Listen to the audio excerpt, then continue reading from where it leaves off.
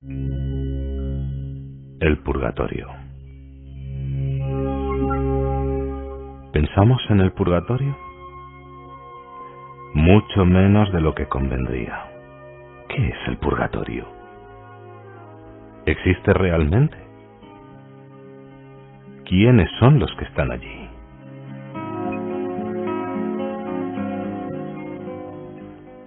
Desde tiempos inmemoriales, los cristianos han rezado por las almas del purgatorio, para que fueran pronto liberadas de sus tormentos, y también se han encomendado a sus oraciones. ¿Se mantiene esta sana costumbre? Tened piedad de mí, por lo menos vosotros, mis amigos, porque la mano del Señor me ha tocado. Job 19:21.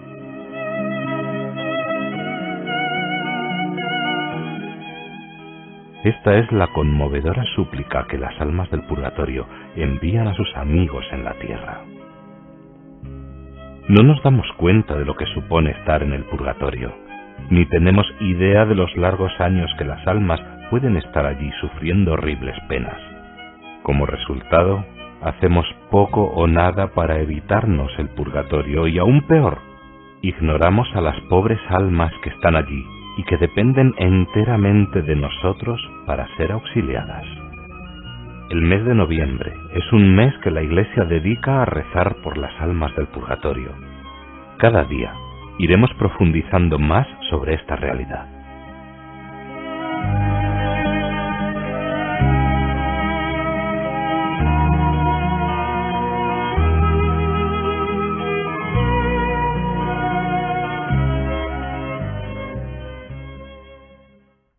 Muchos católicos y no católicos no saben bien qué es eso tan misterioso que llamamos el purgatorio. A lo mejor lo hemos escuchado de pequeños en la catequesis, en casa, en algunas oraciones, pero ya ni nos acordamos, y otros ni siquiera lo habrán escuchado. El Catecismo de la Iglesia Católica, en el número 1030 y 31, nos dice: los que mueren en la gracia y en amistad de Dios, pero imperfectamente purificados, aunque estén seguros de su eterna salvación, sufren después de la muerte una purificación, a fin de obtener la santidad necesaria para entrar en la alegría del cielo. La Iglesia llama purgatorio a esta purificación final de los elegidos, que es completamente distinta del castigo de los condenados. La Iglesia ha formulado la doctrina de la fe relativa al purgatorio, sobre todo en los concilios de Florencia y de Trento. La tradición de la Iglesia, haciendo referencia a ciertos textos de la Escritura, habla de un fuego purificador. Como vemos, más que un lugar físico, es un estado de vida temporal para la persona que muere en gracia de Dios, pero imperfectamente purificada, y donde mediante el sufrimiento se es purificado para poder disfrutar plenamente de la presencia de Dios. Podemos utilizar como ejemplo el tiempo de embarazo. Después de los 9 meses el niño nace. Si el niño es sano, la mamá se lo puede llevar a su casa. Si el niño nace con problemas de salud, la mamá no se lo puede llevar a su casa, sino que tiene que quedar en el hospital, en una incubadora hasta que sane. Si el niño nace muerto, por mucho que lo quiera su mamá, no se lo puede llevar a su casa, sino que tiene que enterrarlo. Podemos aplicar este ejemplo a nuestra vida. La vida dentro del seno de la madre sería como nuestra vida en la tierra. Se trata de una preparación para lo que vendrá después. Si una persona muere en gracia, en amistad con el Señor, se va al cielo para disfrutar de la vida eterna en compañía del Señor y de todos los santos. Si una persona muere en gracia de Dios, pero no suficientemente purificada, o sea, con pecados veniales, no puede entrar así en el cielo. Necesita el tiempo de purificación, que sería el purgatorio. Igual que el niño tiene que pasar por la incubadora para sanar. Y si una persona muere en pecado mortal, a nivel espiritual es como estar muerto. Aunque Dios la ama entrañablemente, esta alma no puede entrar en el cielo, Ni siquiera el purgatorio solucionaría nada. Tiene que ir a la muerte eterna, que es el infierno.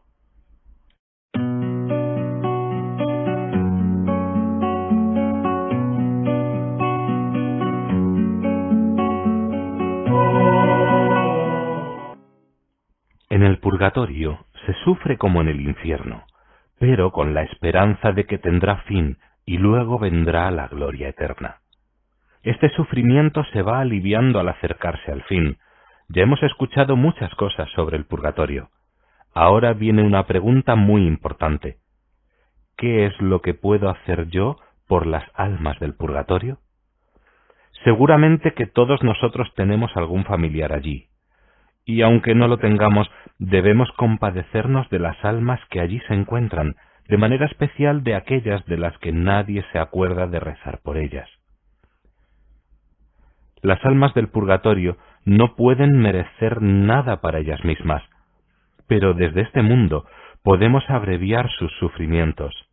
No pueden rezar ni ofrecer por sí mismas, pero sí nos pueden ayudar a nosotros para agradecernos por nuestras oraciones y sacrificios. ¿No nos convendría tener amigos en el purgatorio que tarde o temprano serán amigos en el cielo? En los capítulos siguientes hablaremos de las obras de sufragio por las almas del purgatorio. Hay 3 que tienen un efecto maravilloso: la oración, la Santa Misa y las indulgencias. Hoy vamos a hablar de la oración. La Iglesia peregrina, perfectamente consciente de la comunión de todo el cuerpo místico de Jesucristo, desde los primeros tiempos del cristianismo, honró con gran piedad el recuerdo de los difuntos y también ofreció por ellos oraciones, pues es una idea santa y provechosa orar por los difuntos para que se vean libres de sus pecados. Segunda carta a los Macabeos 12:45, Lumen Gentium 50, Concilio Vaticano II. La oración es como un refrigerio que de nuestra alma sube hacia el cielo. También una simple invocación, una jaculatoria, un sacrificio, un acto breve de amor a Dios tienen una eficacia extraordinaria de sufragio. Entre las oraciones que podemos rezar prevalecen el oficio de los difuntos, el Salmo 50, el Vía Crucis y el Santo Rosario. A todas estas u otras oraciones hay que agregar la Santa Confesión y Comunión. Es necesario que en ocasión de la muerte de una persona querida, todos los parientes se confiesen y comulguen por el alma. Es evidente que para que nuestra oración sea agradable a Dios, debemos estar en estado de gracia, no tener conciencia de pecado mortal. Para eso tenemos el sacramento de la confesión, y estar alimentados por el mismo cuerpo del Señor, el sacramento de la Eucaristía. A San Agustín le preguntaron un día: ¿cuánto rezarán por mí cuando yo me haya muerto? Él respondió: eso depende de cuánto rezas tú por los difuntos, porque el Evangelio dice que la medida que cada uno emplea para dar a los demás, esa medida se empleará para darle a él. Si nosotros con el sufragio rogamos por ellas, ellas ciertamente responden rezando por nosotros. Sus plegarias son muy eficaces porque son santas y nos procuran beneficios inmensos tanto para nuestra vida corporal como espiritual. San Juan Macías, sacerdote de la Orden de los Predicadores, tenía una gran devoción a las almas del purgatorio. Se le llama el ladrón del purgatorio. Por sus oraciones, principalmente por la recitación del Santo Rosario, obtuvo la liberación de más de 1 millón de almas. En retribución, obtuvo para sí mismo las más abundantes y extraordinarias gracias, y esas almas vinieron a consolarlo en el lecho de la muerte y a acompañarlo hasta el cielo. Este hecho es tan cierto que fue insertado por la Iglesia en la bula que decretaba su beatificación. Acordémonos, pues, de elevar oraciones por las almas del purgatorio. También un rato de oración silenciosa delante del Santísimo es de gran provecho para las almas del purgatorio. Hoy hablaremos de la Santa Misa. El santo sacrificio de la misa es, según declara el Concilio de Trento, el medio más eficaz. A las almas del purgatorio se les puede socorrer por medio de los sufragios de los fieles, principalmente por el sacrificio del altar.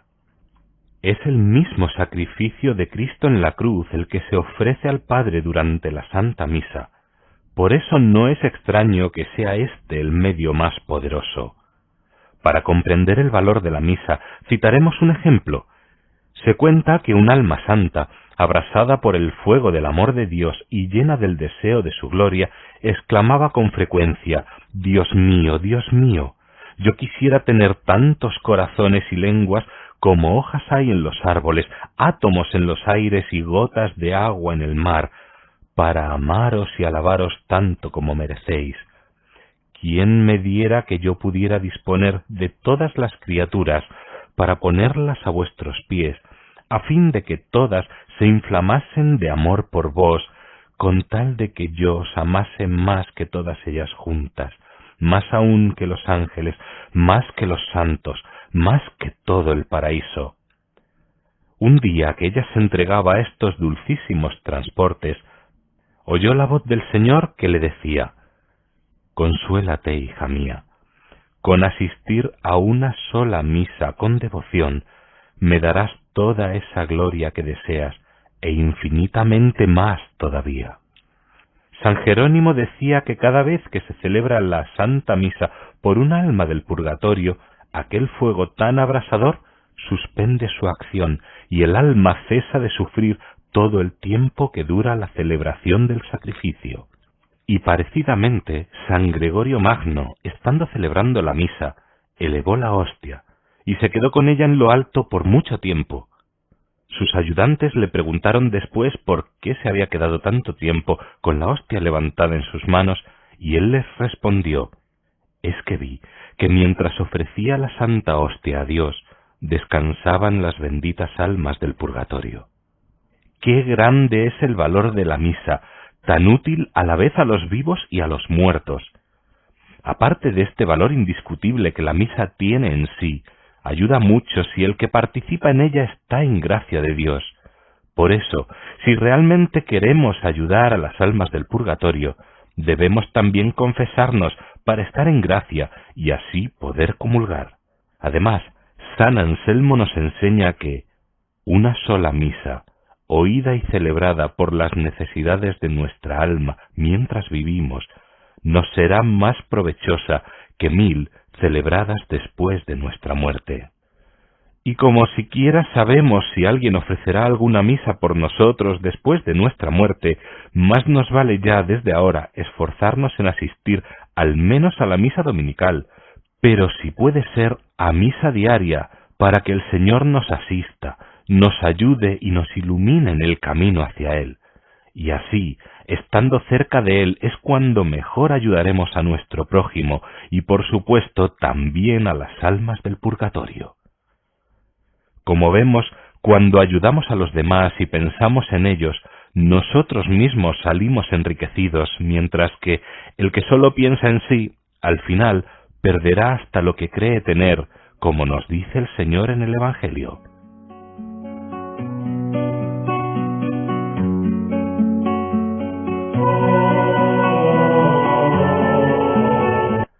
Hemos dicho que la Santa Misa es lo mejor que podemos ofrecer por las almas del purgatorio, dado su valor infinito.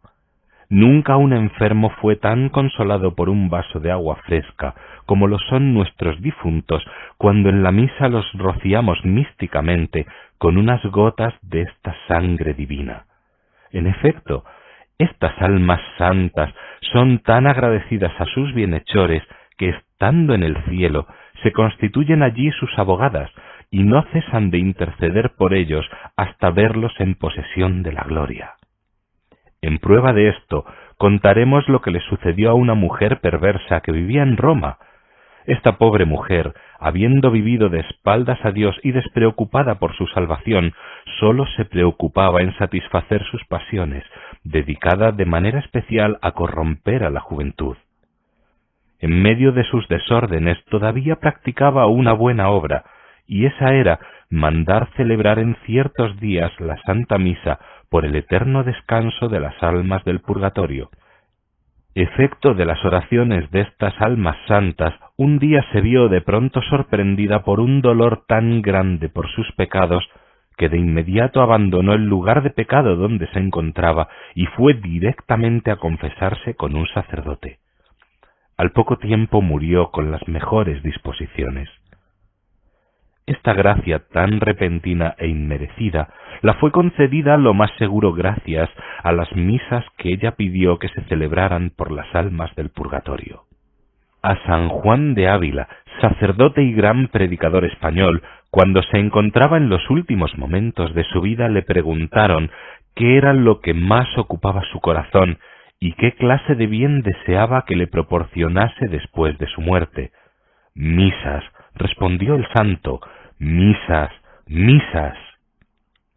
Cuando el beato Enrique Suso, dominico, estudiaba en Colonia, hizo un pacto con un amigo, por el cual, si uno de los dos moría, el otro estaba obligado a decir cierto número de misas por el difunto.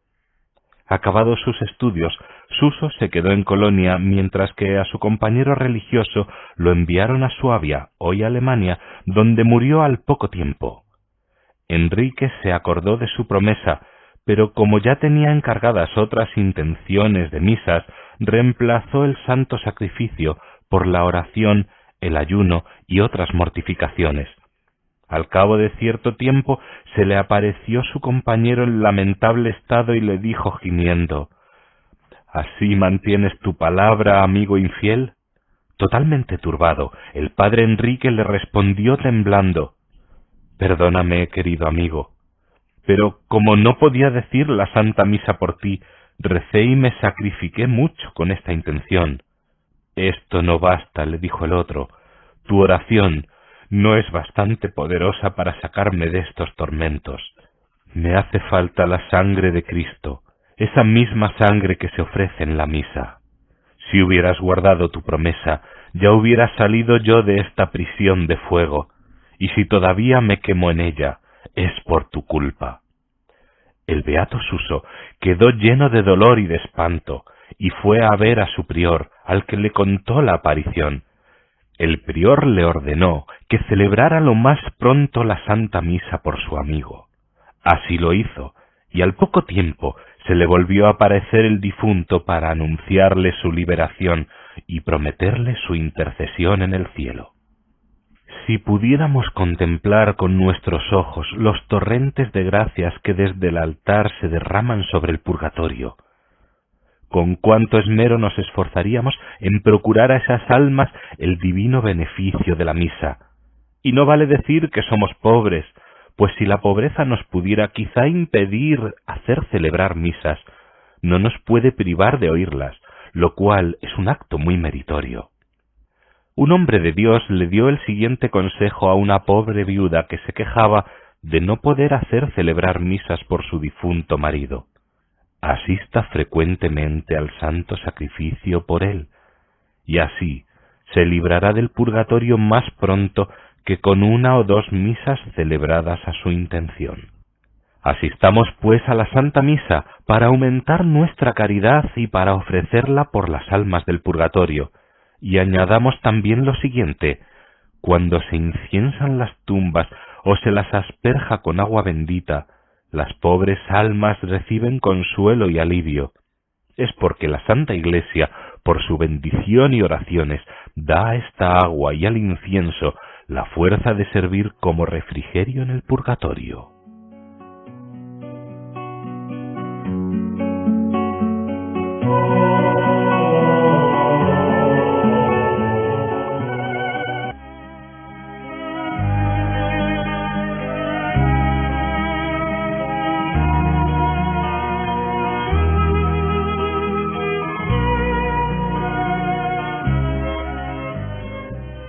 En la muerte, el justo se encuentra con Dios, que lo llama así para hacerle partícipe de la vida divina.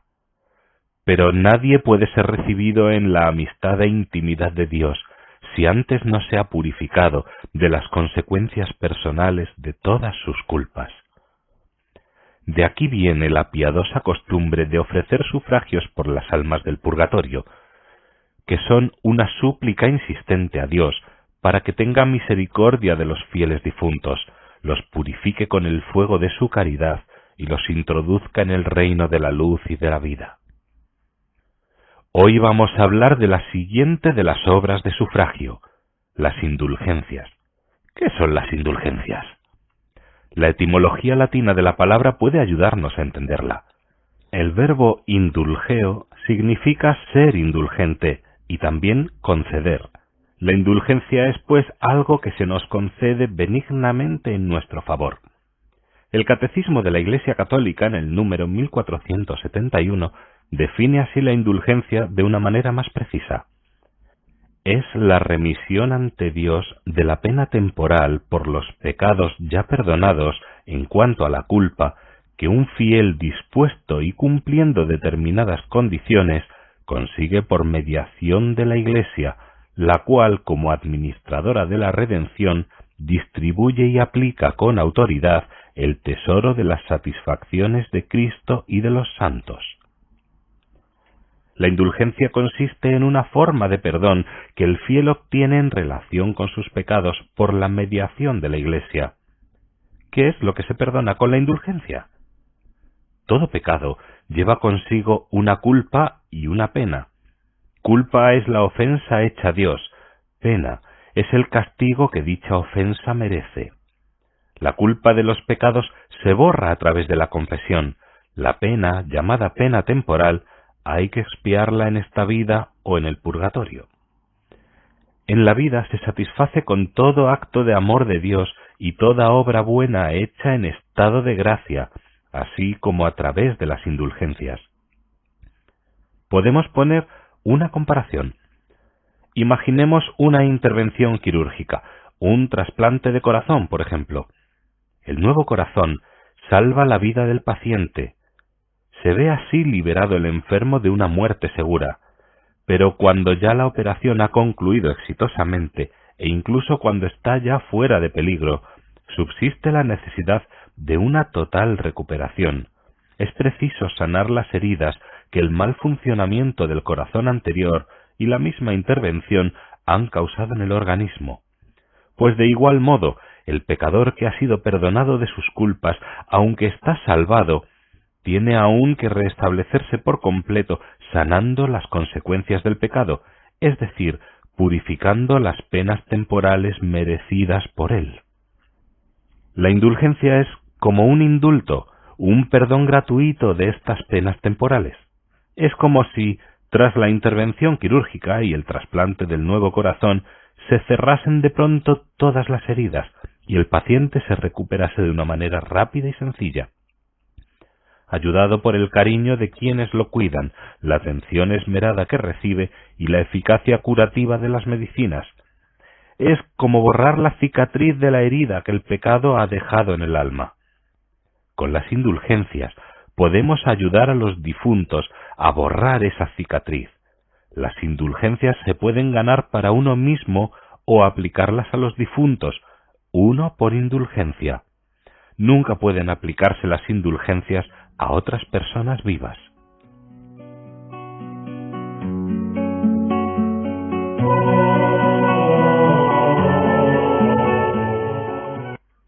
La Iglesia distingue dos tipos de indulgencias: indulgencia plenaria y parcial. Indulgencia parcial borra parte de la pena que los pecados cometidos reclaman. Significa que la Iglesia me duplica mi mérito, lo multiplica por 2. Si yo doy un beso a una medalla, ese beso vale según mi fervor. Si yo doy un beso muy frío, vale mucho menos que si doy un beso fervoroso. Entonces, el valor de mi beso a la medalla, a la estampa, al crucifijo, a la Virgen, el valor de mi beso, en orden a la vida eterna, depende de mi fervor. Si este objeto es indulgenciado con indulgencia parcial, se merece el doble. El fervor que yo pongo se multiplica por 2. Esa es la indulgencia parcial.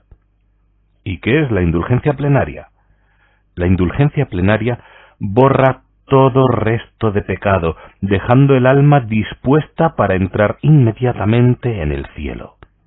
Suprime el purgatorio. Si la gana un moribundo, no pasa por el purgatorio. Si la aplicamos a uno que está en el purgatorio, sale del purgatorio.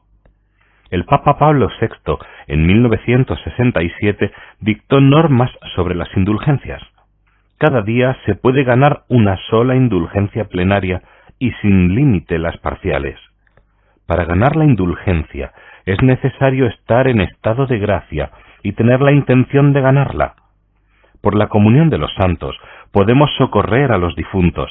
La Iglesia nos da la facultad de aplicarles este tesoro inmenso de misericordia, reduciendo así sus penas, que son la satisfacción de las culpas cometidas durante la vida presente.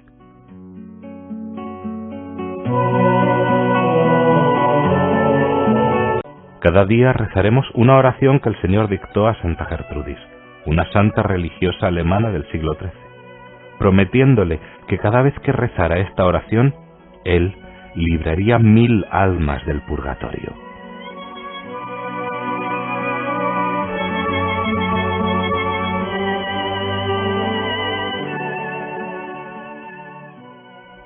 Oración por las almas del purgatorio.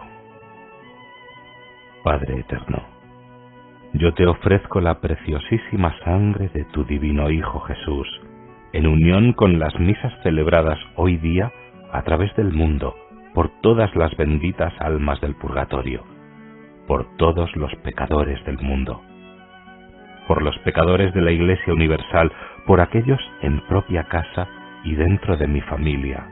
Amén.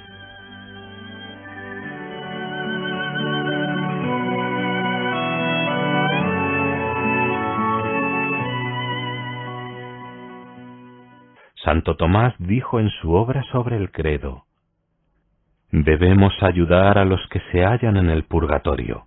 Demasiado insensible sería quien no auxiliaría a un ser querido encarcelado en la tierra. Más insensible es el que no auxilia a un amigo que está en el purgatorio, pues no hay comparación entre las penas de este mundo y las de allí. Teniendo este pensamiento en mente, haremos una práctica de la oración. Rezaremos juntos una oración por las almas del purgatorio, procurando poner en ella nuestro corazón, para que no sea algo mecánico, sino que realmente pidamos al Señor desde dentro. Dios omnipotente, Padre de bondad y de misericordia, apiadaos de las benditas almas del purgatorio y ayudad a mis queridos padres y antepasados. A cada invocación contestamos: Jesús mío, misericordia. Ayudad a mis hermanos y parientes. Jesús mío, misericordia. Ayudad a todos mis bienhechores espirituales y temporales. Jesús mío, misericordia. Ayudad a los que han sido mis amigos y súbditos. Jesús mío, misericordia. Ayudad a cuantos debo amor y oración. Jesús mío, misericordia. Ayudad a cuantos he perjudicado y dañado. Jesús mío, misericordia. Ayudad a los que han faltado contra mí. Jesús mío, misericordia. Ayudad a los que os desean más ardientemente. Jesús mío, misericordia. Ayudad a los que sufren más. Jesús mío, misericordia. Ayudad a los que están más lejos de su liberación. Jesús mío, misericordia. Ayudad a los que menos auxilio reciben. Jesús mío, misericordia. Ayudad a los que fueron ricos aquí y allí son los más pobres. Jesús mío, misericordia. Ayudad a los poderosos que ahora son como viles siervos. Jesús mío, misericordia. Ayudad a los ciegos que ahora reconocen su ceguera. Jesús mío, misericordia. Ayudad a los vanidosos que malgastaron su tiempo. Jesús mío, misericordia. Ayudad a los pobres que no buscaron las riquezas divinas. Jesús mío, misericordia. Ayudad a los tibios que muy poca oración han hecho. Jesús mío, misericordia. Ayudad a los perezosos que han descuidado tantas obras buenas. Jesús mío, misericordia. Ayudad a los de poca fe que descuidaron los santos sacramentos. Jesús mío, misericordia. Ayudad a los padres que no cuidaron bien a sus hijos. Jesús mío, misericordia. Ayudad a los superiores poco atentos a la salvación de sus súbditos. Jesús mío, misericordia. Ayudad a los que casi solo se preocuparon del dinero y del placer. Jesús mío, misericordia. Ayudad a los de espíritu mundano que vivieron solo para sí mismos. Jesús mío, misericordia. Ayudad a los necios que vieron morir a tantos no acordándose de su propia muerte. Jesús mío, misericordia. Ayudad a los que se ocuparon de muchas cosas, pero se han olvidado de lo más importante, prepararse para el encuentro definitivo con vos. Jesús mío, misericordia. Ayudad a los que juzgasteis tanto más severamente cuanto más les fue confiado. Jesús mío, misericordia. Ayudad a los pontífices, reyes y príncipes. Jesús mío, misericordia. Ayudad a los obispos y sus consejeros. Ayudad a mis maestros y pastores de almas. Jesús mío, misericordia. Ayudad a los sacerdotes y religiosos de la Iglesia Católica. Jesús mío, misericordia. Ayudad a los caídos en los campos de batalla. Jesús mío, misericordia. Ayudad a los sepultados en los mares. Jesús mío, misericordia. Ayudad a los muertos repentinamente. Jesús mío, misericordia. Ayudad a los fallecidos sin recibir los santos sacramentos. Jesús mío, misericordia. Dadle, Señor, a todas las almas el descanso eterno, y haced brillar sobre ellas la luz perpetua. Que descansen en paz. Amén.